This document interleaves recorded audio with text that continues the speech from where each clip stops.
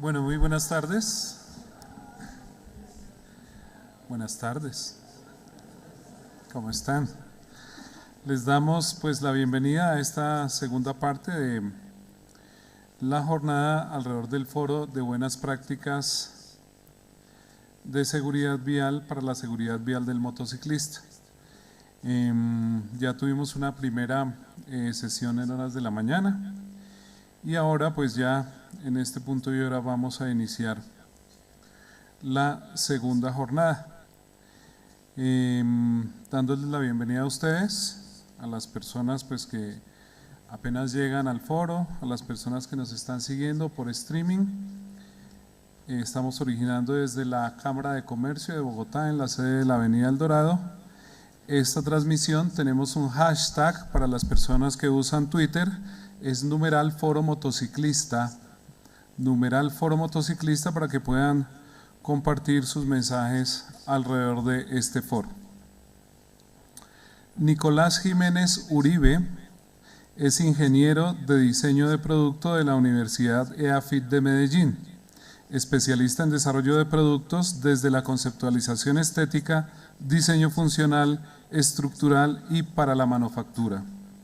Director de Ingeniería y Desarrollo en Inducascos S.A., con experiencia en desarrollo de cascos de seguridad para motociclistas, vinculado al Comité Técnico Activo para la redacción y mejoramiento del estándar de seguridad actual, norma técnica colombiana 4533. Démosle la bienvenida a él y a su presentación, partes del casco y sus funciones en la normatividad. Bienvenido. Nicolás, un aplauso para él, por favor.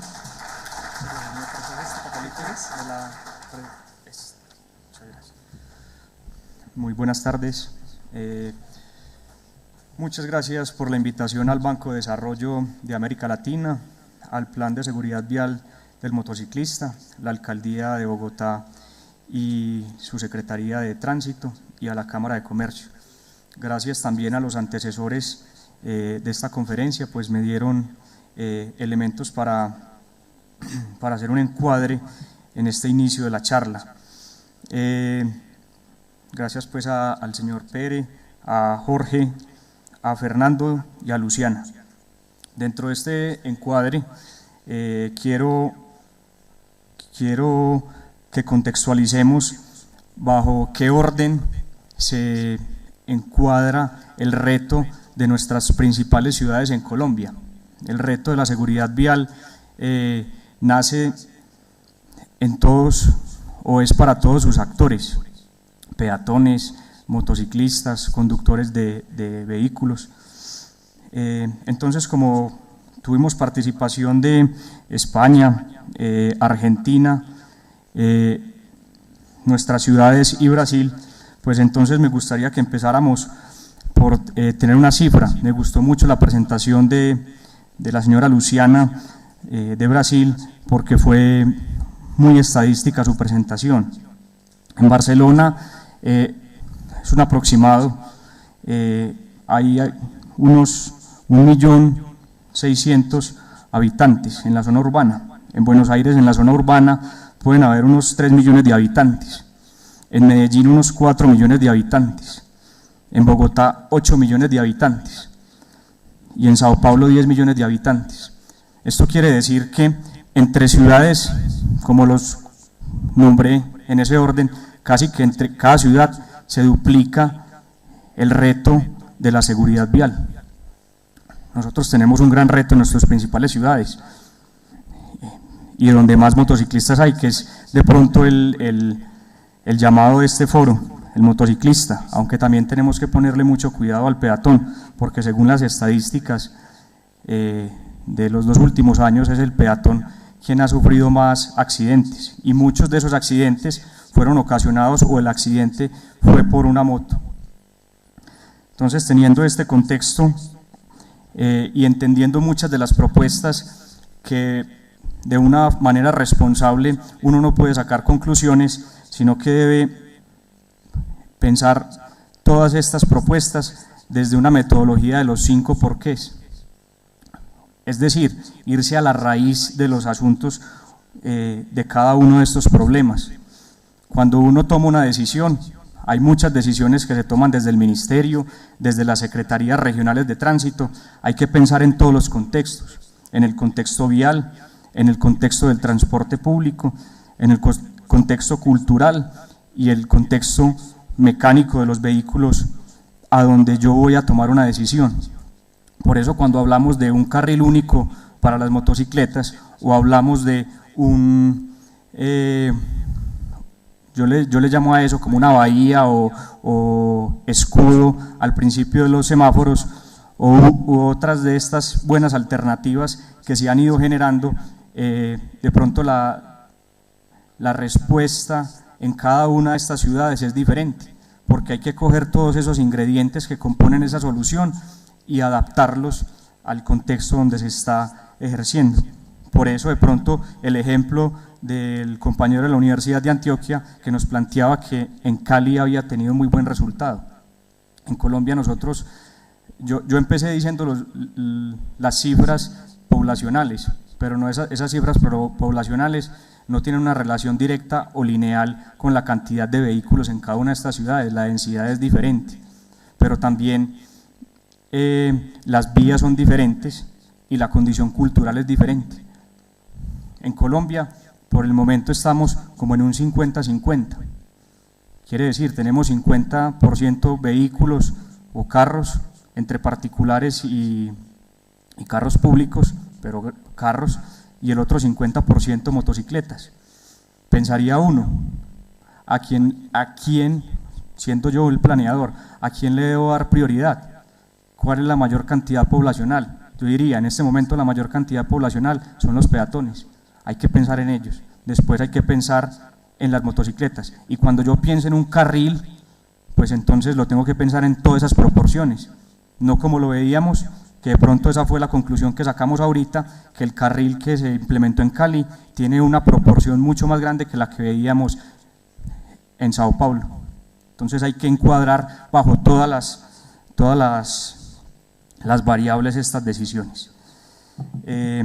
Yo les voy a hablar un poco de cosas técnicas. El casco De pronto el casco no es el único elemento de seguridad, están otros.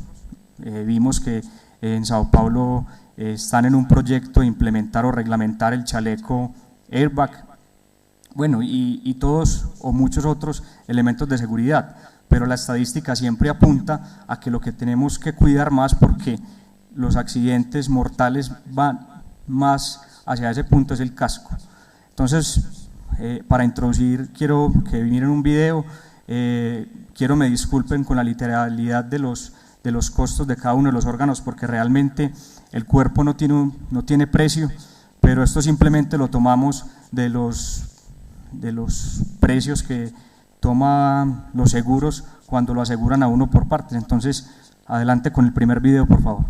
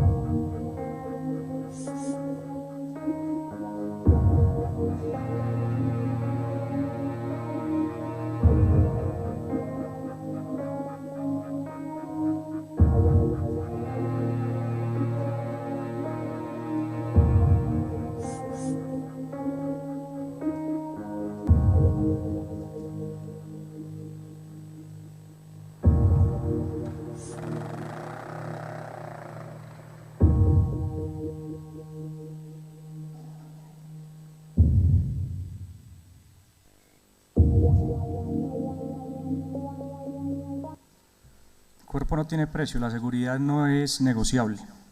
Conclusión pues de este video. En aras pues de empezar con este elemento, que es uno de los elementos de seguridad, el casco, queremos que todos lo conozcan, aprender a identificarlo. No es simplemente a una sola mirada saber si un casco es bueno o no.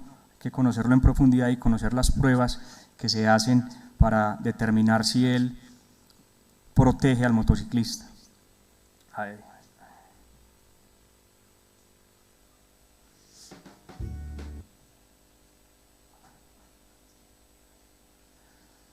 El casco tiene un objetivo principal, que es proteger la cabeza y por lo tanto la vida del motociclista, disminuyendo las fuerzas de impacto o la caída en la absorción.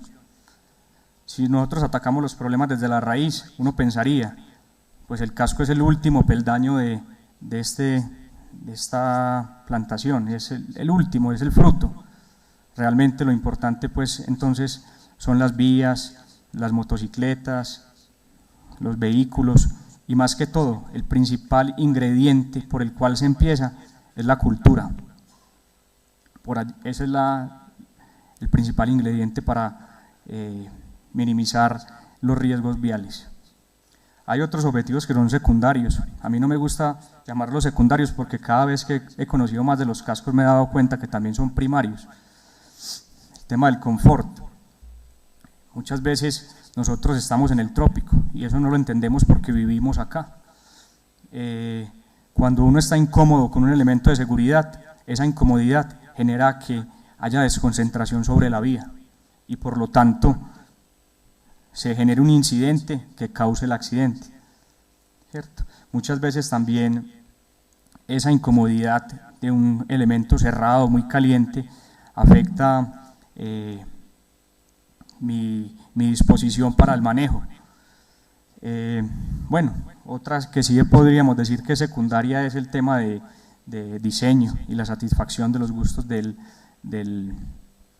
cada uno de los motociclistas.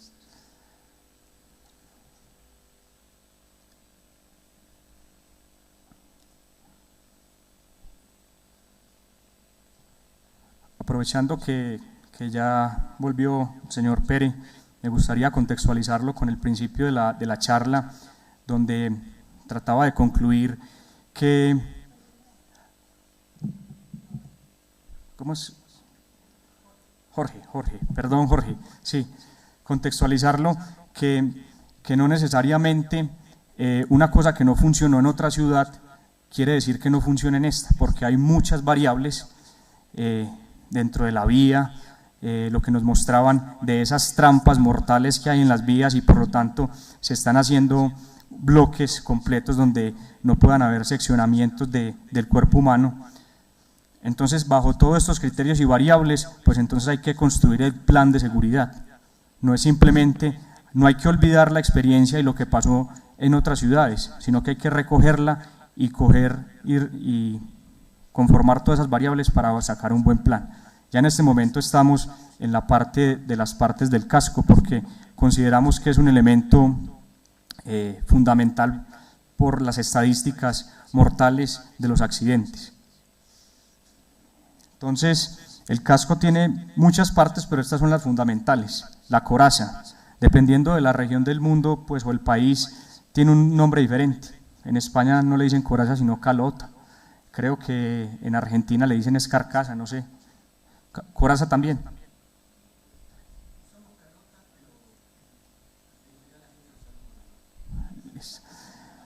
Entonces está la coraza, está el sistema de absorción, está el acolchado o forro de comodidad, está el sistema de retención y el visor. Cada uno de ellos cumple un papel fundamental en la seguridad del motociclista. Vamos a describir uno a uno estos elementos. Está la coraza. Hay dos técnicas fundamentales para construir estas corazas. Está el conformado por inyección de polímeros. Habitualmente los cascos que se fabrican en inyección de polímeros se han desarrollado dos materiales fundamentales, el acrilonitrilo butadieno o ABS, pero no es un ABS de uso general, sino que es un ABS de alto impacto, o el policarbonato, como estos que vemos acá. Hay otros que son un poco más especializados, que son por compuesto de resinas y por moldeo de resinas de termofijos. Hay combinaciones entre ellos. La función principal de la coraza del casco es contener todas las otras partes. Por eso decimos, debe ser lo suficientemente fuerte para no quebrarse, pero tiene que ser lo suficientemente elástico para absorber la energía del impacto. En la física, estas dos propiedades son opuestas. Entre yo tengo una cosa o un material más duro, por lo tanto es más frágil. Entonces la combinación de estos materiales, como yo les decía, pues fibras con compuestos como fibra de vidrio, fibra de carbono, Kevlar, o la mezcla entre ellos, ABS o policarbonato, se busca tener estas dos propiedades, la mezcla de las dos, dureza y flexibilidad, para que todos los componentes que estén allí dentro se mantengan en su posición. En realidad en el mundo ha primado este material, el poliestireno expandido, que en Colombia, como en muchos otros países, pero acá lo utilizamos mucho, la primera marca que sale al mercado, pues ese nombre lo seguimos utilizando para describir ese material. Nosotros le decimos icopor, porque fue la industria de porón, por ese término así lo utilizamos, pero el nombre técnico es poliestireno expandido y no es icopor común. El icopor que se utiliza en los cascos es un icopor que tiene una densidad específica para absorber el impacto, teniendo en cuenta la estructura de los demás componentes.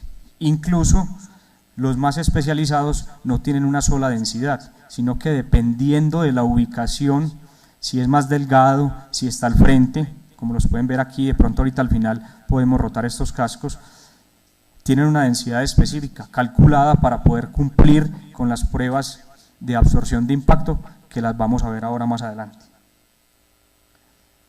Está el tema del visor y la pantalla. o la pantalla o lente, también depende de la región, se habla de él. Tiene una función muy importante que es proteger de la lluvia, proteger de inserciones que puedan ocurrir en la movilización del motociclista, incluso a veces, y como lo permite la norma técnica, de pronto en partes o en municipios o secretarías de tránsito se ha prohibido los visores oscuros por un tema de seguridad pública más que un tema de seguridad vial. Yo, igual que el señor, soy motociclista y no hay nada más incómodo que ir por una recta, una avenida y conducir a contraluz con el sol al frente. No hay nada más seguro que un visor con un grado de opacidad. La norma lo permite hasta un 50%, tanto la norma colombiana como la norma europea como la norma americana. Pero por seguridad pública en el distrito de Bogotá, con una resolución, se prohibió, pero va en contra un poco de la norma técnica y de la resolución que tenemos en el momento. Está el acolchado interno. Uno diría que este solamente brinda comodidad, pero también brinda el fitting y la forma como se acomoda el casco a la cabeza.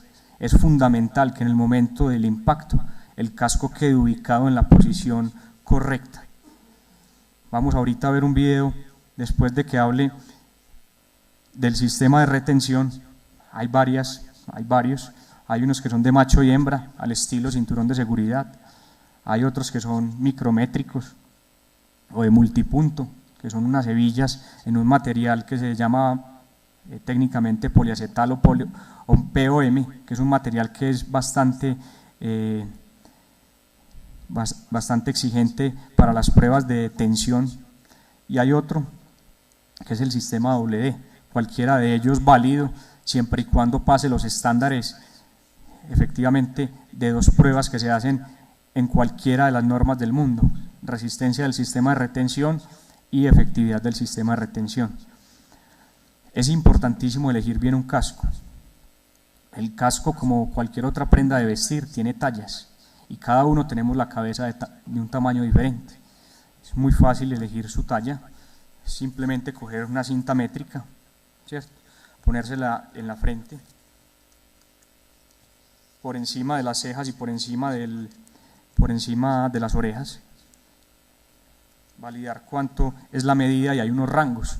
Esos rangos van para un small o S de 56 a 57 centímetros, para un M de 58 a 59, para un L large de 60 a 61 o un XL de 62 a 63.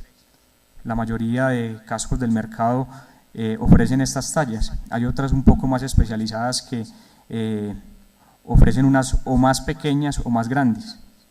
Hay algo encontrado también entre la norma técnica y el código de tránsito, porque en realidad los niños no deberían viajar como pasajeros en una moto, porque el código de tránsito lo prohíbe.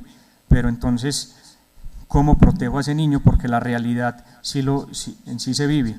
Pues la norma técnica contempla cabezas pequeñas, más o menos hasta un niño de 13 años, que es un XS. Pongamos entonces el video 2, por favor.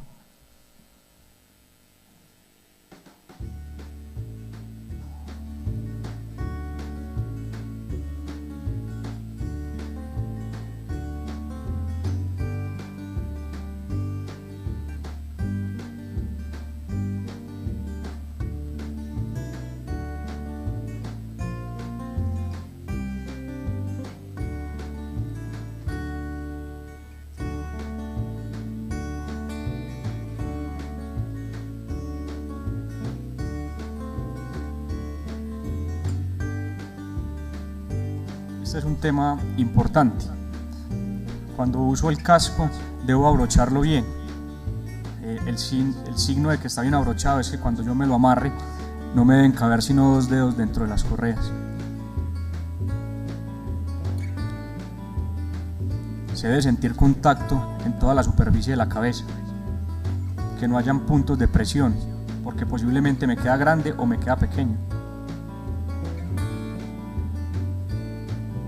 El casco realmente debe quedar ajustado a la cabeza. Como está hecho con textiles y con espumas, él tiende con el tiempo a ceder.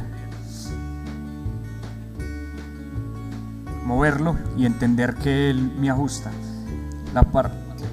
El tema más difícil para la elección del casco es el motociclista principiante, porque lo siente como un tema que no hace parte de su cuerpo. Ya cuando uno tiene experiencia en el motociclismo y se pone el primer casco, hace parte del cuerpo de uno y ya uno sabe elegirlo fácilmente, cuál le casa bien. Entonces, los responsables de esto, más que todo, son los vendedores, que le sepan asesorar bien a cada uno de los motociclistas. Hay varios tipos de casco, todos ellos válidos en cualquiera de los estándares mundiales. Están los abiertos, Sport o Jet. Sugiero yo usarlo solamente en esas vías de tráfico lento. Una muy buena idea, pero como esa idea hay que combinarla con las demás variables, que son las variables de transporte público. Si yo tengo una buena solución de transporte público, me le puedo medir a vías lentas, o si culturalmente la gente ya no quiere usar el carro. Si uno habla Manhattan, la mayoría de gente no quiere usar el carro. El transporte público, así sea un ejecutivo, se quiere mover en el transporte público. Es un tema cultural, y ese tema cultural va a través de la educación, a través de estos espacios, para que la gente se vaya concientizando de para dónde debe ir la ciudad. Están también los cascos integrales, que son los cerrados, los cascos abatibles, que a diferencia de lo que muchos piensan, estos cascos abatibles son totalmente certificables. Hace poco el Ministerio de Transporte emitió una circular que dice que el reglamento técnico los permite, se le hacen las mismas pruebas, que es lo importante, que la persona o el motociclista no conduzca con él abierto. Son muy útiles para los agentes o los patrulleros cuando tienen que dar una guía a una persona, poderse abrir el casco y dar una guía. Importante siempre andar con el protector de barbilla abajo. Están los cascos modulares, que son cascos que pueden ser abiertos o cerrados, quitándole piezas, o los cascos multipropósito, cross o deportivos. Aquí podemos ver imágenes, un casco abierto, uso urbano, no mayor a 60 kilómetros por hora, ojalá en esas vías lentas de 30 kilómetros por hora. Un casco integral, no quiere decir que sean los cascos más seguros, pero sí se utilizan para los cascos de competencia. Hay una dualidad que a mí siempre me causa curiosidad. En Estados Unidos, cada vez más estados se van devolviendo al uso reglamentario del casco. Queda en la conciencia de cada uno, y simplemente si yo soy motociclista y no quiero llevar casco, pues tengo que pagar el equivalente a lo que nosotros le llamamos un seguro obligatorio más costoso, que ese sobrecosto equivale a lo que me cuesta un casco anual. Entonces se vuelve en conciencia propia. No pasa y no sería apto para nuestra cultura. Nuestra cultura es cultura de imposiciones. Quizás por eso es que las soluciones de fotodetecciones nos han dado un resultado, pero creería uno que si uno se va a este 5, porque si se va a la raíz, uno diría, bueno, ¿y por qué la responsabilidad se la dejamos al que conduce? Y si los vehículos estuvieran restringidos para la velocidad y tengan simplemente ese factor de seguridad para poder hacer los arranques y sobrepasos, le estamos dejando la responsabilidad al conductor. Lo mismo, hago la analogía con el casco. En Estados Unidos cada vez más estados se devuelven. Casco integral. Casco abatible, se le puede abrir el protector de barbilla. Hay algo bien paradójico, y es que yo pertenezco al comité técnico en el cual estamos trabajando continuamente en mejorar el tema de la normativa.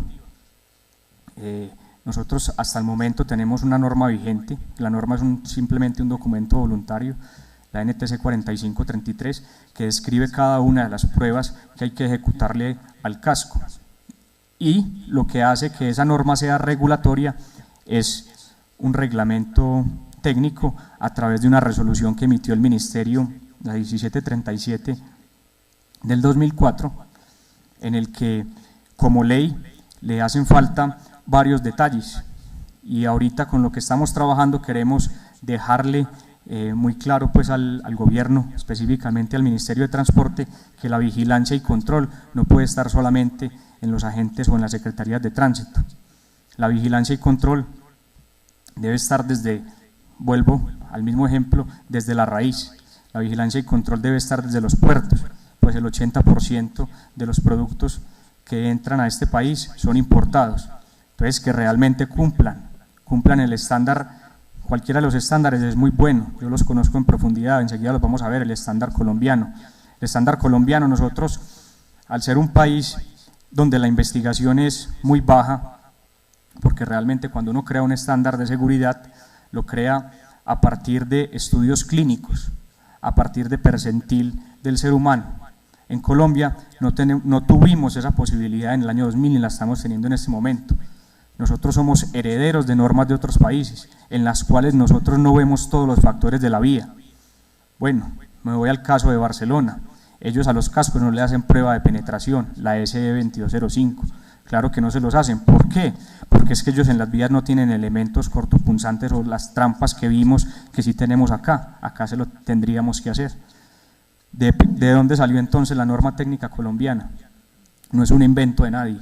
Es 60% la norma británica y 40%, y las pruebas que no tenía esa norma británica se tomaron de la resolución 2205 de las Naciones Unidas, o sea, el estándar que se utiliza en toda Europa. Ahorita se está trabajando de forma, diría yo, un poco equivocada en reemplazarla al 100% por la regulación europea, porque a falta de industria en este país, pues entonces los representantes del comité técnico, lo pongo entre comillas porque pocos son técnicos, son más bien comerciantes, jalan para donde su comercio más lo favorezca. Entonces estamos ausentes de un poco de técnica ahí en ese trabajo que se viene haciendo, pero lo que yo quisiera es que estando ya ese reglamento técnico, el instrumento legal que controle y vigile estos cascos en todas sus instancias, tanto en los puertos, en las carreteras, en las fábricas, en las tiendas y por último en las calles, no permita que los cascos no cumplan todos esos estándares. Esto no se ve tirando el casco ni mirándolo, eso tiene que ser en un laboratorio certificado y acreditado. Entonces, seguimos con los tipos de cascos. Existe el casco modular que se puede convertir en un casco cerrado o abierto, o los cascos cross, deportivos o de multipropósito. Hay normas técnicas internacionales. Este es un paneo pues como general en el mundo, hay otras, y estas son las regulatorias. Realmente todos los países son muy lentos en la parte legislativa de estas normas, por lo tanto han salido otros estándares que son voluntarios y de atributos para el casco. En Estados Unidos pues una fundación decidió que como la tecnología va más rápido que el gobierno, entonces tienen un estándar que se llama el SNEL y que cada año lo actualizan. En el Reino Unido hay unas estrellas que brindan varias cosas, el tema de confort, de seguridad y la relación precio-beneficio, se llama Sharp.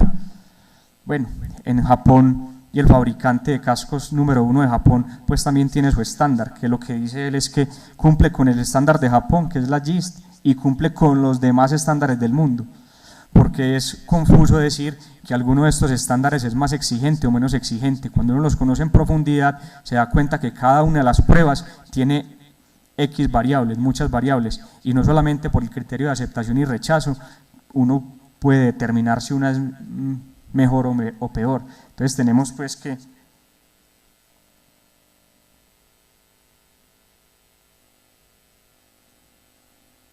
en Estados Unidos está la FMVSS 218, que también se le conoce como DOT.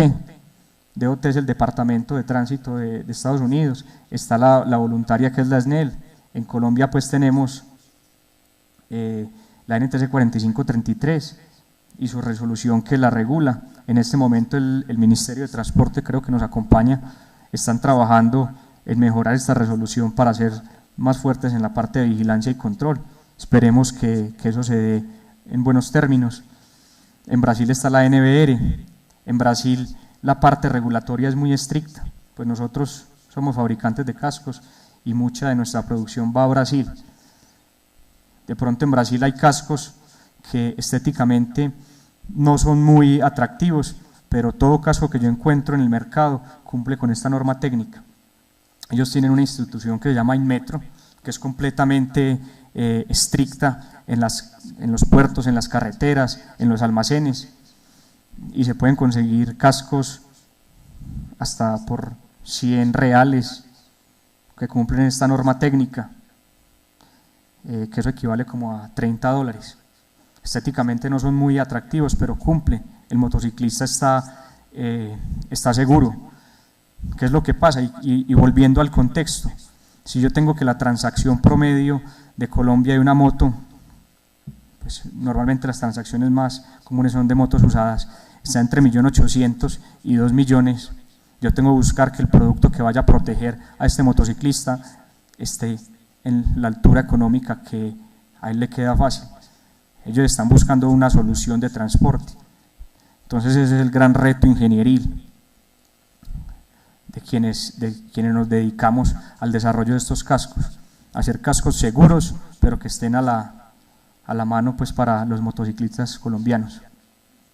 En Europa, esta es una resolución, si se puede decir, una resolución de las Naciones Unidas, es un reglamento, está adoptado en la mayoría de países de la Unión Europea, ya Australia también lo adoptó, Nueva Zelanda, bueno, varios países ya lo han venido adoptando, y en Colombia se está haciendo un trabajo de traducción y adopción de la parte técnica, solo de la parte técnica, porque aquí tenemos dos documentos separados, uno es la norma técnica y otro es la resolución. La resolución la hace unánimemente el Ministerio de Transporte.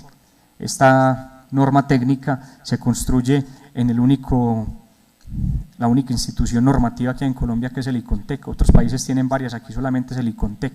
Entonces en este momento estamos trabajando para llevarla acá. Eso todavía tiene un periodo de transición mientras que la industria, los importadores, los comercializadores se adoptan a eso, yo le pongo unos 2 a 3 años.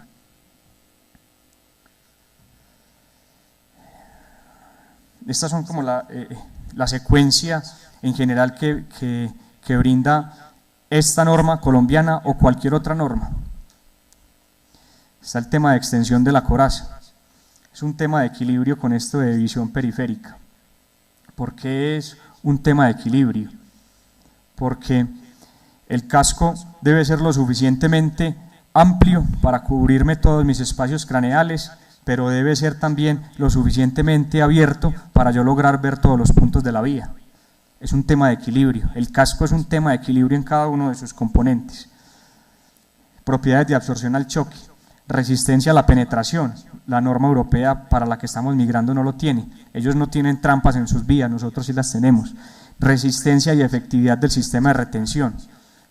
Vuelvo y lo repito, es importante que en el momento del accidente el casco quede puesto en su posición para la cual fue diseñado. Y rigidez de la coraza, atrapamientos o aplastamientos. Los cascos se llevan unas condiciones adversas, mayores a las que normalmente nosotros nos enfrentamos, a menos 20 grados centígrados, a 50 grados centígrados. No se está tratando de imitar el ambiente de nuestro país, se está llevando el casco a una condición extrema, porque si a esa condición extrema cumple, pues cumplirá con las condiciones de nuestro entorno, acondicionamientos, calor, frío y sumergido en agua. Está el tema de la extensión de la coraza, que realmente cubra las extensiones craneales. Cada talla tiene sus extensiones diferentes. Está el tema de absorción al choque. Se deja caer el casco desde una altura, asegurando una velocidad, y se mide la desaceleración que se transfiere al cráneo.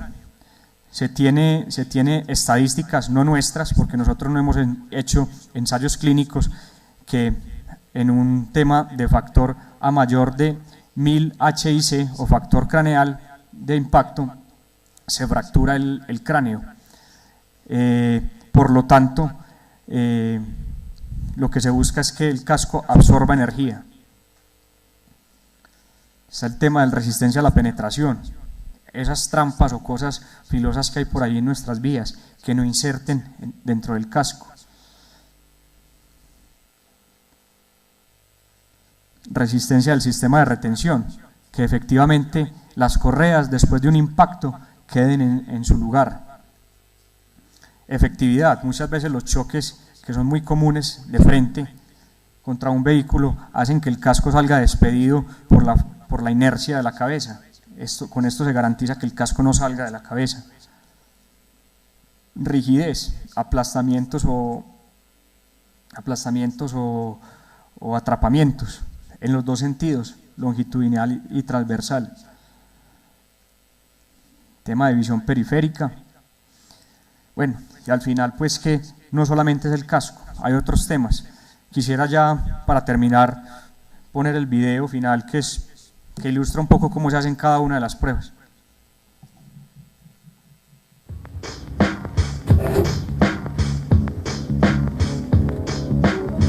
Estos son los acondicionamientos: alta temperatura, baja temperatura y sumergidos en agua.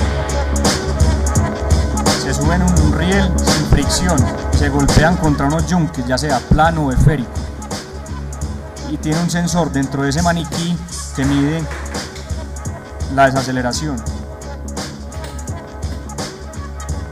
en cada una de sus partes, en la barbilla, en la frente, en la corona, en la parte posterior y en los laterales.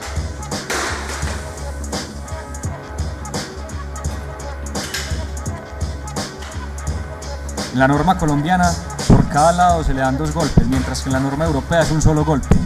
No quiere decir que la norma colombiana sea más estricta, porque hay muchas variables que allí influyen. Está el tema del peso del carro, la altura y la velocidad con el que golpea, la forma de los yunques y los criterios de aceptación y rechazo.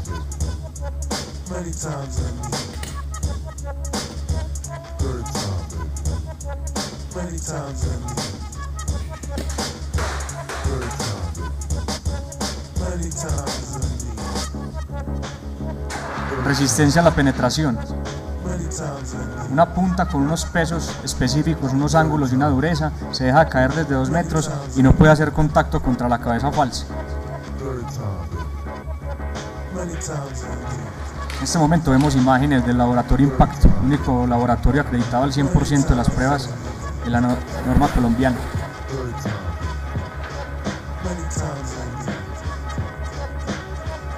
Efectividad del sistema de retención. Que el casco no salga despedido de la cabeza. Muy común este accidente, porque la capacidad de frenado de una moto no es la misma capacidad de frenado de un carro o vehículo.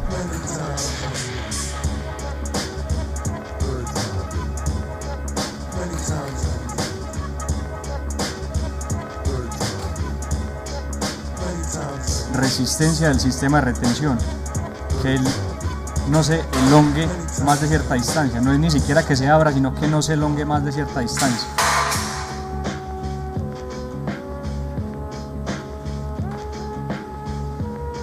Visión periférica y extensión de la coraza, debe cubrir las líneas craneales y dejar tanto la visión ascendente como la visión descendente y la visión horizontal en sus ángulos.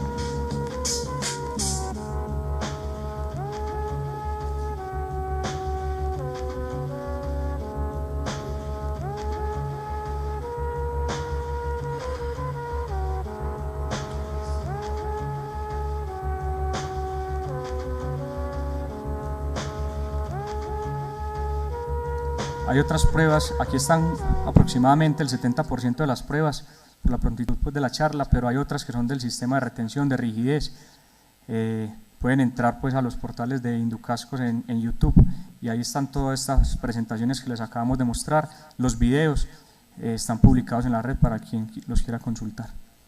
Muchas gracias.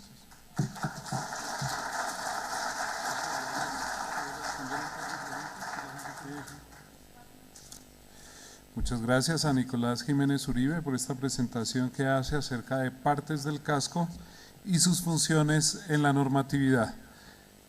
¿Perdón? ¿Sin preguntas? Bueno. Muchas gracias, muchísimas gracias por la presentación. Vamos a continuar con la siguiente conferencia. Inés. Bueno. Viene, por favor, Nicolás. Le alcanzamos el micrófono al señor, por favor, si está gentil. Muchas gracias. Esta es una pregunta más para el Ministerio o la Secretaría de Movilidad, y es porque se pasa por encima de la norma técnica. La NTC 4533 menciona que adicionarle cualquier adhesivo a los cascos puede ir en contra de las características de seguridad que le ofrece el casco a los motociclistas. Aquí en el país se exige que los motociclistas en su casco, en la parte de atrás, pongan adhesivos con las placas de la motocicleta. Y otra pregunta para los señores de la Policía de Tránsito: ¿en qué parte del reglamento dice que no se pueden llevar 2 placas en el casco? Muchas gracias.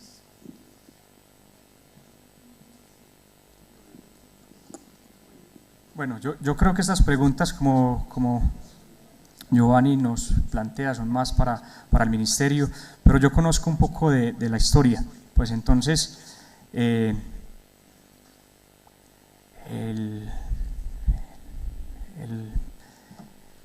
hay unas resoluciones que se emitieron el año pasado que le entregaron aún más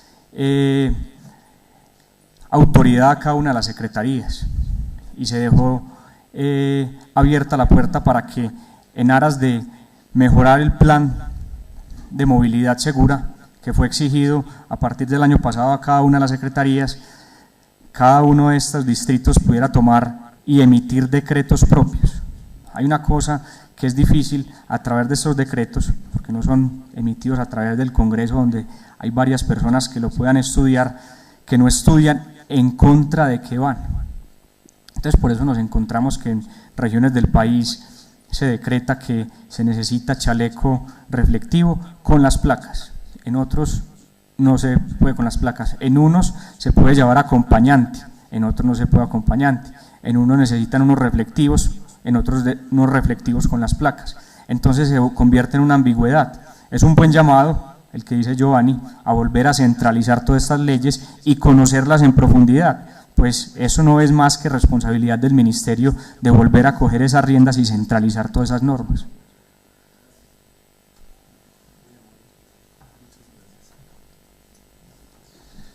Bien. Inés Celina Moncada es física y trabaja para el grupo de criminalística de la Policía Metropolitana de Tránsito y Transporte de Bogotá. Su experticia sobre la física y desde la física le ha permitido desarrollar conocimiento alrededor del tema de su presentación: efecto del cono de succión cuando un motociclista adelanta un vehículo de carga, explicación física. Démosle a ella la bienvenida a este foro de buenas prácticas para la seguridad vial del motociclista. Bienvenido, doctor.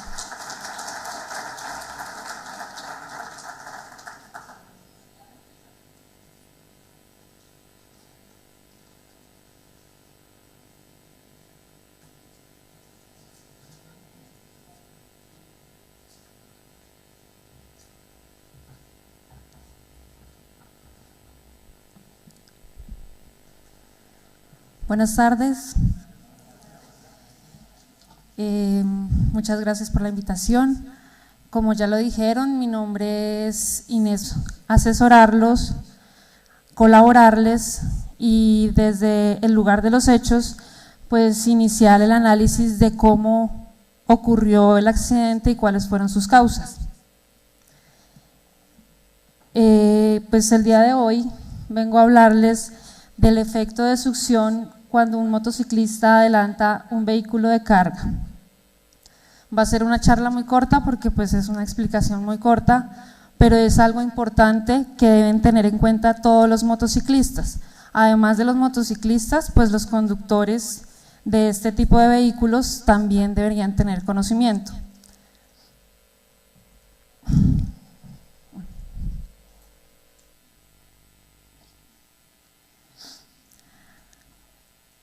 Algunos ya saben, o algunos no lo saben, en Bogotá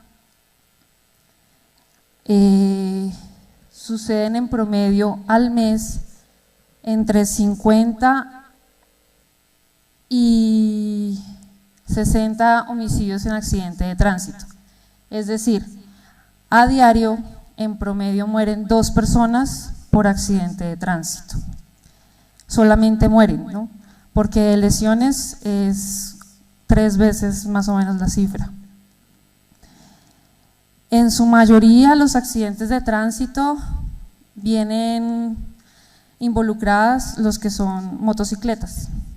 Se está incrementando cada vez más la aparición de la motocicleta cuando hay un accidente de tránsito. ¿Por qué ocurren los accidentes de tránsito con motocicletas? Pienso yo desde mi experiencia, porque los motociclistas no tienen el conocimiento de la física que hay detrás y también son personas que son imprudentes y no piensan que estando en una motocicleta no tienen una coraza que los proteja. Pueden tener el casco, pueden tener todas las almohadillas, todo lo que tiene el cuerpo, pero eso no los va a proteger cuando caigan al lado de un camión.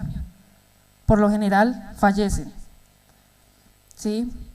Entonces, porque hacen adelantamientos cuando no los deben hacer, no se hacen visibles para los otros conductores, no toman el carril por donde lo deben tomar, que es en la parte central, adelantan entre vehículos y pues hacen adelantamientos por el costado derecho cuando un vehículo va por el carril derecho. Los accidentes que estamos viendo pues no todos son a causa de los motociclistas, también tiene mucho que ver lo que es la vía y el conductor del otro vehículo. Muchas veces cuando el laboratorio llega al lugar del accidente, o llego yo también al lugar del accidente, y inspeccionamos los vehículos, en su gran mayoría, cuando son accidentes de un vehículo de carga, un vehículo tipo camión, tipo tractocamión, y hay una motocicleta, no se encuentra el lugar donde ocurrió el impacto. O sea, no encontramos en el tractocamión un roce, un rayón, una limpieza, algo que indique que tuvo contacto con el motociclista antes de caer a la vía. Sí se encuentran los rastros en las llantas por el aplastamiento y el arrastre, pero casi nunca se encuentra algo que nos indique que sí tuvieron contacto. Entonces, en esos casos, pues siempre la hipótesis que se deja es que el motociclista pierde el control de su vehículo, sin colisión y sin nada, y cae a la vía. Entonces, para continuar, voy a hablar un poco de lo que es la aerodinámica, que es la ciencia que estudia cómo se mueve el aire alrededor de los objetos que están en movimiento en este aire, y también estudia la interacción del aire con el objeto. Hay un principio físico que nos habla de que cuando el objeto se está moviendo a través del aire, siente una fuerza que lo detiene y que es en dirección opuesta. Esta fuerza es la resistencia aerodinámica. Entonces, esta resistencia, esta fuerza es proporcional a la velocidad a la que se mueve el vehículo. Entonces, si el vehículo se mueve a alta velocidad, la fuerza de resistencia va a ser igual grande. Entonces, durante muchos años pues, se han hecho estudios para que los vehículos sean aerodinámicos y esta resistencia disminuya. Entonces, ¿cómo hacen para disminuir la resistencia? A partir de la forma que tiene el objeto. Entonces, la esfera tiene una resistencia media al aire. El plano aerodinámico, que es como una ala de un avión, tiene muy poca resistencia, o sea, no siente esa fuerza que la detiene. Los objetos que son cuadrados, como por ejemplo los tractocamiones y Los vehículos tipo caja, como son los buses, sienten una gran resistencia. Cuando el aire está pasando al lado de los objetos, como están en contacto con el objeto, produce unas fuerzas de fricción. Esas fuerzas que hacen, generan que el aire empiece a girar, dependiendo de cómo es la interacción del aire y la superficie. Entre más cuadrado, entonces el aire va a tender a girar más, a rotar, a generar torbellinos. Entonces, dependiendo de esto, el aire va a salir de forma ordenada o de forma desordenada. Hay dos tipos de flujos que debemos entender, que son el flujo laminar, que es cuando las partículas se mueven a lo largo de trayectorias como en capas, y esas capas no interaccionan entre sí. La idea de la aerodinámica es que el flujo pase alrededor del objeto de esa manera, que no haya interacción entre esas capas de aire. Se habla de flujo turbulento cuando ya esas capas ya no son uniformes y hay interacción entre ellas, ¿sí? Hay fuerzas, hay intercambio de momentum. Entonces van a rotar, van a chocar entre sí y van a generar torbellinos. Las partículas más cerca a la capa del objeto van a adquirir la velocidad del objeto. Entre más me aleje del objeto, la capa de aire va a permanecer intacta, pero cuando me estoy acercando, el aire va a adquirir esa velocidad. Y dependiendo de la forma del objeto, entonces el flujo se va a comportar de manera laminar o de manera turbulenta. Entonces ahí vemos que las capas, prácticamente como el objeto que está allí en el video es aerodinámico, entonces pasan las capas muy suave alrededor, pero en la parte trasera, en la parte de atrás, sí se tiende a generar la turbulencia. Esta turbulencia que se genera atrás de todos los vehículos, de motocicletas, de automóviles, de camiones, de tractocamiones. En los camiones, tractocamiones, buses es mayor esa turbulencia. ¿Por qué? Porque la parte de adelante bloquea mayor cantidad de aire.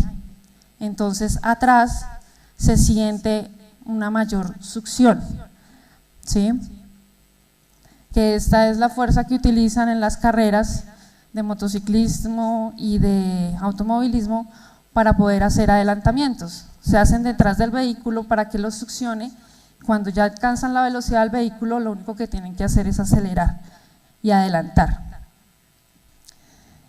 Estas turbulencias en los vehículos que son cuadrados, que son de tipo camión, tractocamión, se generan también a los costados laterales.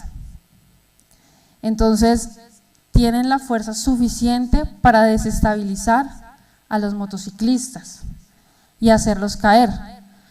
La moto puede caer en cualquier dirección porque el motociclista pues tiene todavía el control de su vehículo y lo puede maniobrar, pero igual cae, por lo general cae.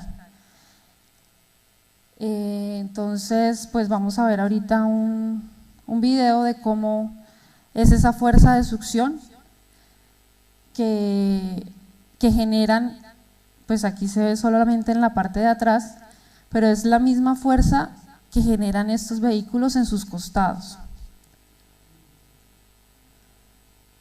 Entonces ahí vemos cómo el ciclista está siendo absorbido por el camión que va adelante y va a la misma velocidad del camión.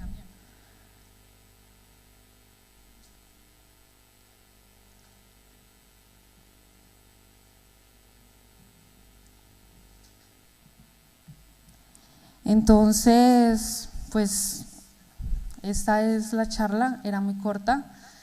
La idea es que pues las recomendaciones para los motociclistas que mantengan su carril, no hagan adelantamientos entre vehículos porque es muy peligroso, igual esa fuerza la generan también los automóviles y los otros tipos de vehículos, las motocicletas también lo generan.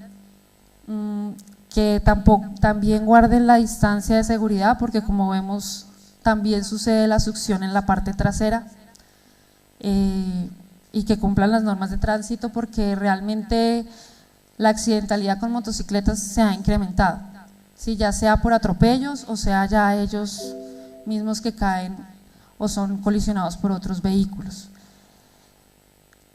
Muchas gracias.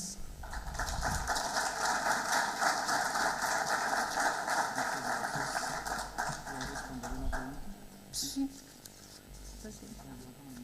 Vamos, usted levantó la mano. Vamos con una pregunta. Vamos con una y luego continuamos. Inés, bueno, muchas gracias por la presentación. Yo más que una pregunta, quisiera que hiciéramos un acercamiento entre la parte de criminalística y nosotros que nos dedicamos a desarrollar alrededor de 5 modelos y fabricados aquí en Colombia anuales, para poder tomar todos estos datos que yo siempre los he reclamado para hacer el desarrollo de mis productos, no solamente basarme en la norma técnica que tengo, sino también saber qué es lo que ocurre en la vía y tal vez invitar a la Secretaría y al Ministerio a un laboratorio de cascos para que miremos desde la parte de criminalística y levantamiento de cadáveres qué nos interesaría a nosotros que se recogiera para nosotros mejorar nuestros productos.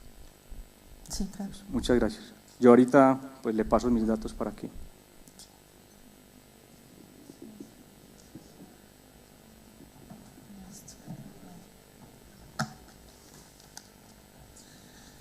Muy amable entonces a Inés Celina Moncada de la Policía Metropolitana de Tránsito y Transporte de Bogotá por esta presentación alrededor del efecto del cono de succión cuando un motociclista adelanta un vehículo de carga.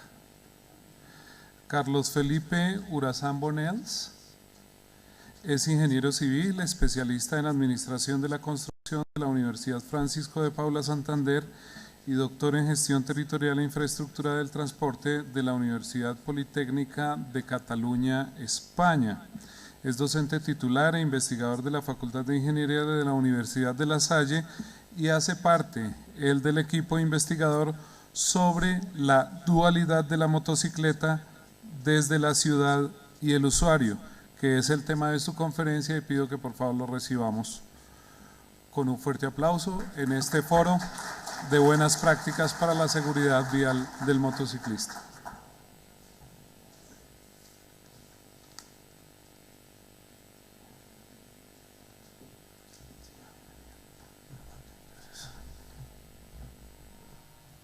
Buenas tardes. Bueno, mover un poco, avanzaré rápidamente con la presentación porque creo que estamos un poco movidos de agenda. Esto es un trabajo de investigación que venimos desarrollando en la Universidad de La Salle en la línea de transporte y movilidad urbana. Iniciamos o tuvimos la idea a partir de algo que se ha vuelto muy evidente para la ciudad y es el hecho de que el número de motocicletas se logra percibir que está aumentando bastante y no es solamente un tema de percepción, no sé si repito cosas que han dicho de pronto esta mañana o en conferencias anteriores. Para el caso de Bogotá, pues el número de viajes que se registra entre la encuesta de movilidad del año 2011 y la de 2015 para el caso de Bogotá se duplicó. Muchas más motos en términos de número de viajes. En lo que respecta a las tasas de crecimiento, utilizando el crecimiento que se viene dando entre automóviles y vehículos de los últimos años, sin entrar a hacer ningún tipo de ajuste estadístico a esas proyecciones de crecimiento del parque automotor, pues en el 2027 alcanzaríamos la tasa de motocicletas sería igual al número de automóviles en el caso de Bogotá. O sea, tenemos más automóviles que motocicletas, pero la tasa de crecimiento anual sí es superior en las motocicletas, y eso es lo que nos llamó la atención y nos puso a indagar un poco qué era lo que estaba sucediendo, ligado al tema de accidentalidad y al tema de tránsito, en la ventaja que representa la motocicleta, que son los tiempos de recorrido, que obviamente la hace pues un vehículo altamente atractivo en una ciudad como Bogotá, donde los tiempos de desplazamiento pues lamentablemente no están bajando, los tiempos promedios de desplazamiento, por más esfuerzos que hagamos en materia de transporte público, mejoras en la vialidad, etcétera, etcétera, etcétera. Bueno, el caso asiático creo que es bastante conocido, pues es la zona del mundo donde se tiene más crisis o problema con la presencia de motocicletas. Esto es una fotografía de Taipei en Taiwán, seguramente algunos de ustedes ya la han visto, que se circula bastante por internet, es de un libro de investigación en Taiwán. Este es obviamente un escenario real, como comento, pero es una fotografía que proviene de un documento técnico en Asia. Pues supongo que a eso, por muy amigos de las ventajas de la motocicleta, no queremos llegar a ese panorama. Panorama, repito, en este caso asiático, por lo que nos dicen las cifras, Brasil también tiene una alta tendencia, tampoco a este nivel. Y en principio ligábamos el tema del parque automotor de motocicletas al crecimiento poblacional, pero obviamente no hay una relación directa. Algo mencionaban en la conferencia, las dos conferencias atrás, de que obviamente no hay una relación lineal en ese crecimiento. Ciudad de México, por ejemplo, que es una de las ciudades con mayor población en todo el estado de la Ciudad de México, ahí el tema de motocicleta no preocupa en lo absoluto. Ahí estuvimos indagando, hablando con gente de varias universidades, con gente de algunos institutos de temas de transporte, y nos decían, pues yo no sé ustedes qué problema tengan en Bogotá, pero aquí por muchos vehículos que tengamos, por la gran industria automóvil que tenemos, la gran cantidad poblacional y un tiempo de viaje que es muy superior al nuestro, se aproxima más o menos a las 2 horas por desplazamiento entre semana, la motocicleta en México no es una respuesta a recortar los tiempos, y los expertos pues nos dicen, nosotros no tenemos problema con eso, ni siquiera lo perciben desde el punto de vista del riesgo de seguridad vial. Mejor dicho, me miraban raro. O sea, ¿usted qué es lo que vino a buscar aquí con el tema de la moto? Aquí la moto no nos preocupa. Bueno, toda esta situación es de si se respeta, qué tanto no se respeta el código de tránsito, no solamente por el hecho de que sea un código que indique las mejores condiciones para transitar en motocicleta, sino desde la misma percepción lógica del usuario motociclista. Y no solo el motociclista, que el problema no es solamente el motociclista, el problema son todos los actores que están en la vía, y eso tenemos que reconocerlo. Yo no soy motociclista, todo el estudio lo hicimos con varios estudiantes de la universidad que se animaron mucho, que son motociclistas diarios, van a la universidad en su motocicleta todos los días. Entonces dijeron, a esto hay que ponerle cifras, porque todo el mundo es con el cuento del motociclista, y cuando nosotros queremos decir algo, entonces no hay cifras que nos respalden, al menos en el caso de Bogotá. Entonces dijimos, bueno, pues dejemos de mirar tanta figura de quién respeta o irrespeta el código de tránsito, y pongámonos a hacer recorridos, y vamos a ponerle cifras a esto. El por qué aumenta, los motivos de ese crecimiento del parque automotor de motocicletas. Bueno, esto proviene de encuestas que realizamos en el caso de Bogotá, obviamente solo a motociclistas.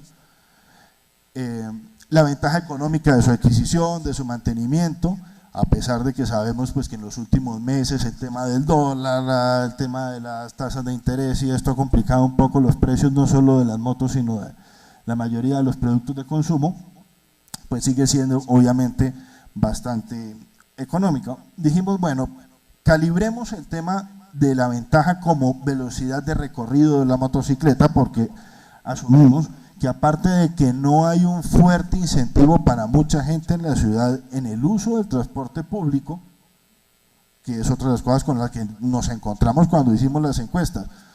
Bueno, señor motociclista, y el motivo, sobre todo con los motociclistas que eran motociclistas con una ventana de 3 años hacia atrás, o sea, motociclistas muy recientes, para no irnos con el motociclista de toda la vida.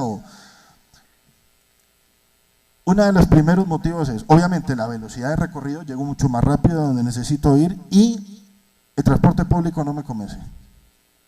Entonces, obviamente es un gran reto, todos los que estudiamos el tema de transporte, pues encontrar todavía la monedita de oro que solucione el problema está un poco lejos. Hicimos varios recorridos en diferentes modos de transporte, obviamente desde los mismos puntos de origen a los mismos puntos de destino, en los mismos horarios, obviamente comparando estos cambios de velocidad o estas ventajas de velocidad, porque en muchos estudios que hemos encontrado la moto no aparece como elemento comparativo en la velocidad de recorrido. Generalmente aparece es el automóvil contra el transporte público, comparando sus velocidades, y en algunos casos la bicicleta, con algunos estudios que, bueno, que habría que mirarlos con más detenimiento, pero la moto no la encontrábamos. Entonces dijimos, bueno, pues vamos a meter nosotros la moto en las cifras de velocidades. Y resumiendo, como velocidad de recorrido, ¿no? No la velocidad del velocímetro, como velocidad de marcha, sino tiempo total de viaje, ¿sí?, comparado con respecto a la distancia total que se viajó. Por eso la velocidad podría parecer baja, ¿no? 43 kilómetros por hora van casi todos los vehículos. Estoy hablando de velocidad de recorrido, ¿sí?, lo que me permite comparar qué tan efectivo fue mi viaje, no qué tan rápido iba, que es distinto. Para recorridos menores a 5 kilómetros, pues comparativamente, pues la motocicleta ya no alcanzaba esa velocidad que se separaba de los demás modos, además que por un tema de movilidad sostenible, pues tenemos que hacerle mucha fuerza al tema de la bicicleta, tal como se viene haciendo en los últimos años, es un factor importante, y pues la bicicleta gana mucho por debajo de los 6, 7 kilómetros de recorrido, es bastante efectiva, pero superando esa distancia de viaje, la motocicleta efectivamente, y ustedes lo saben bien, pues me permite llegar más rápido, así de fácil. Entonces ya empezamos a meter cifras, pues no tengo aquí todas las tablas, pero es un compendio bastante largo de datos y datos tomados con GPS, tomados con todo ese tipo de tecnologías que están hoy muy al alcance de la mano y que pues nos da cierta fiabilidad en el tema de tiempos, velocidades y demás. Bueno, este gráfico simplemente recordaba que en temas de consumo, aquí lo que esté más al costado derecho va ganando en temas de consumo, porque la variable es kilómetros por litro, pues obviamente la motocicleta comparativamente también le dice a la gente, mire, pues si usted lo que quiere es economía para desplazarse a su trabajo, para desplazarse a actividades cotidianas, pues la motocicleta también le va a dar esa enorme ventaja. Tenemos, por tanto, a manera de resumen, lo que tiene que ver con los sistemas de crecimiento urbano, y el caso de Bogotá y muchas otras ciudades que han mencionado y que han escuchado ustedes en el día de hoy, pues tenemos un crecimiento poblacional que no se detiene, un fenómeno de urbanismo que continúa. Al tener más gente, pues tenemos un aumento en la demanda de bienes y servicios. Dentro de esos bienes y servicios, los primordiales, aparece el tema de transporte. Eso me lleva a una tendencia de un mayor parque automotor circulante, es lo que estamos viendo, sumado, repito, a toda esa serie de ventajas que tiene la motocicleta sobre otros modos.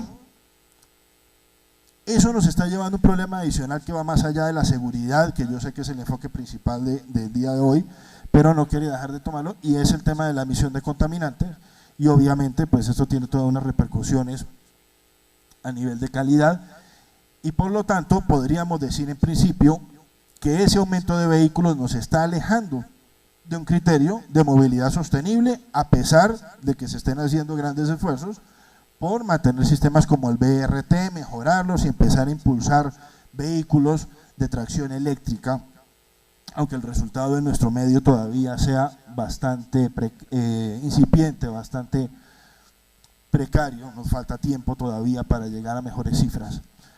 Si miramos el tema de emisiones con la participación del parque automotor para los diferentes modos de transporte,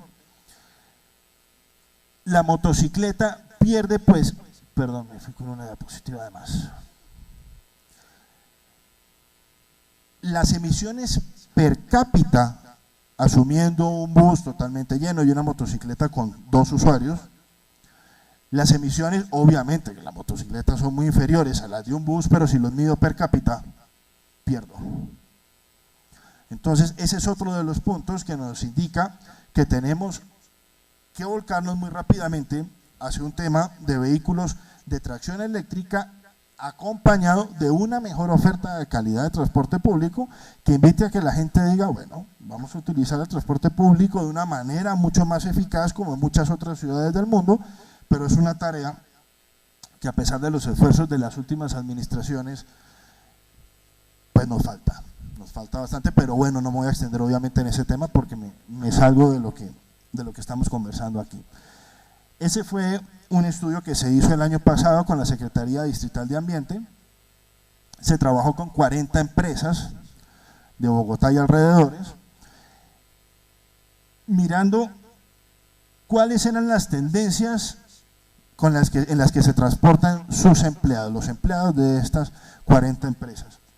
Este año están haciendo la segunda fase con otras empresas distintas y después de recopilar toda esta información de huella de carbono, cuánta gente se movía en motocicleta, cuántos iban en BRT, cuántos iban caminando, etcétera, etcétera, sus trabajos, pues después del vehículo, lo que tiene que ver con kilogramos de CO2 emitidos por pasajero al mes, pues la motocicleta después del vehículo particular, que obviamente va a ser ganador en esto siempre, lamentablemente, pues la motocicleta sigue con la siguiente cifra per cápita. Per cápita, repito, no estoy diciendo que una motocicleta emita más que un bus, pero si miramos cuánta gente estamos transportando. Luego hacíamos simplemente la comparación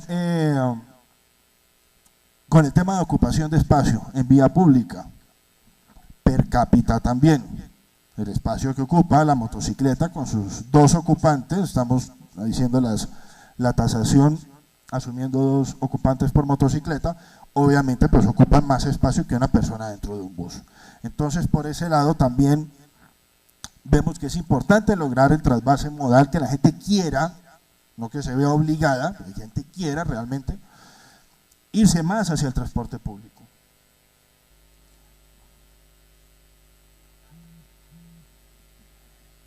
El espacio que ocupa en vía.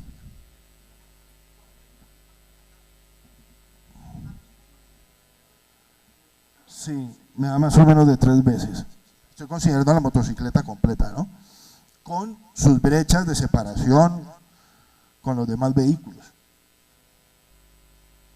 Obviamente el concepto de movilidad sostenible pues no implica eliminar los vehículos automotores, pero sí reducir su participación de una manera ampliamente significativa.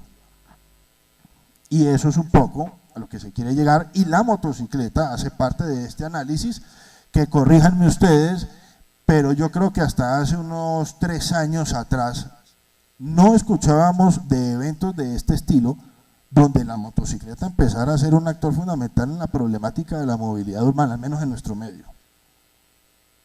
Es muy reciente que estamos machacando sobre el tema de la motocicleta como algo sumamente importante que debe ir más allá de un tema de registros de accidentalidad, que no le estoy restando importancia, pero hay que verlo más allá de simplemente un problema de tasas de accidentalidad, ocupación de espacio público, temas de emisiones, temas de ventajas competitivas en tiempos de desplazamiento, etcétera, etcétera, etcétera. ¿Qué hacer con respecto al tema de la motocicleta para mejorar su condición de actor de la movilidad urbana? Por un lado, seguir reseñando sobre la importancia del trasvase modal al transporte público, porque la gran pregunta es, ¿tenemos algún problema con que la tasa de motocicletas siga creciendo o no? Incluso los mismos motociclistas, ¿qué dicen al respecto? No, que se sigan vendiendo motos, somos del gremio, somos colegas, da igual o no. Esa es una pregunta importante que no tiene una respuesta en blanco y negro. La inserción de vehículos eléctricos. Bueno, inserción no, seguir motivando el uso de vehículos eléctricos, incluyendo la motocicleta eléctrica, que ya vemos que cada vez hay más publicidad, se ven ahí en la calle, incluso creo que en la parte de atrás de la placa tienen un distintivo que trabaja sobre todo esto. Entonces, más motocicletas eléctricas. Entonces, ya vamos con dos temas. ¿Que siga habiendo más motocicletas? ¿Sí o no? La respuesta no la tengo. Y si van a aumentar el número de motocicletas, ¿qué tanta ventaja o qué tanta facilidad tenemos en que empiece a haber una mayor participación, una participación fuerte, visible, de vehículos eléctricos de este estilo? Sabiendo que tienen toda una serie de restricciones, lo mismo que los automóviles y los buses de tracción totalmente eléctrica, como un tema de autonomía, que hay que vivirlo recargando, que si no me da para viajes largos, etcétera, etcétera, mientras esa tecnología va evolucionando. Porque por ahora de vehículos comerciales, por lo menos de la marca, bueno, no voy a dar marcas, pero de un vehículo comercial de una marca japonesa que se vende mucho en Europa, lo último que han llegado es una autonomía de 250 kilómetros en un vehículo eléctrico automóvil relativamente accesible. Entonces, obviamente resta mucho. En el tema de la bicicleta, pues, si ha habido mayor acogida, obviamente es más accesible en precio y el rendimiento y el tema de autonomía, comparado con la bicicleta estándar, y si comparo motocicleta estándar con motocicleta eléctrica, pues la bicicleta gana mucho más siendo eléctrica con respecto a la convencional. En este momento estamos haciendo precisamente una evaluación entre bicicleta estándar y bicicleta eléctrica para medir el tema de esfuerzos, tiempos y saber realmente qué tanto se gana en la movilidad de una ciudad como Bogotá. Paso un poco en esto que me han dicho ya del tiempo. Lo mencionaban en una de las charlas anteriores, el tema de los cajones. Y entonces, ¿qué hacemos? Las medidas a corto plazo, aparte de lograr incentivar un mejor comportamiento de todos los actores en la vía con respecto al Código Nacional de Tránsito, es empezar con iniciativas como estas que en el país ya están sonando, en América Latina ya se están dando y en otros sitios desde hace mucho tiempo. Pues empecemos por lo menos con los cajones. El comportamiento del uso del cajón ya se está dando. Llegamos a un semáforo, los motociclistas avanzan, se ponen delante, por lo general como pueden acomodarse, y avanzan. Eso ya está dado, eso ya está inventado. La pregunta es, ¿y por qué no tenemos cajón en Bogotá? Ayudaría mucho. Bueno, ahí hay un ejemplo, ya no tan esquema, esto es fotografía, esto, una imagen de Google Earth, una imagen en el caso de Barcelona, en España. Entonces, estas iniciativas que ya están inventadas es con lo que deberíamos empezar, acompañados de una campaña muy fuerte, de un cambio en la conciencia de cómo se conduce la motocicleta. Lo otro que no sé si la habían expuesto antes, son estos cajones son distintos, estos dos. El cajón de atrás es como los de las fotos anteriores. La motocicleta adelanta en el semáforo, se hace delante y sale primero que los automóviles. Esta de abajo es esta que está aquí, es para otro movimiento que vemos que hacen los motociclistas con alguna frecuencia, y es que cuando tengo prohibido el giro a izquierda, se acomodan sobre la cebra del costado derecho para evitarse tener que dar toda la vuelta a lo que llamaríamos oreja manzana para poder hacer el giro a izquierda sin irrumpir la prohibición de giro a izquierda.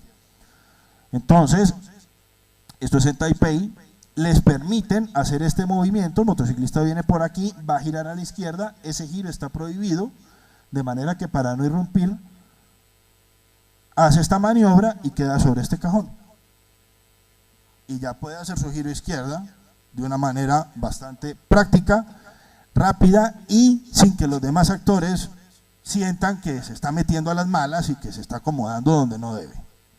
Entonces, repito, son soluciones ya inventadas. Aquí no voy a comentarles nada nuevo, ni nos hemos encontrado ni inventado alguna cosa muy extraña.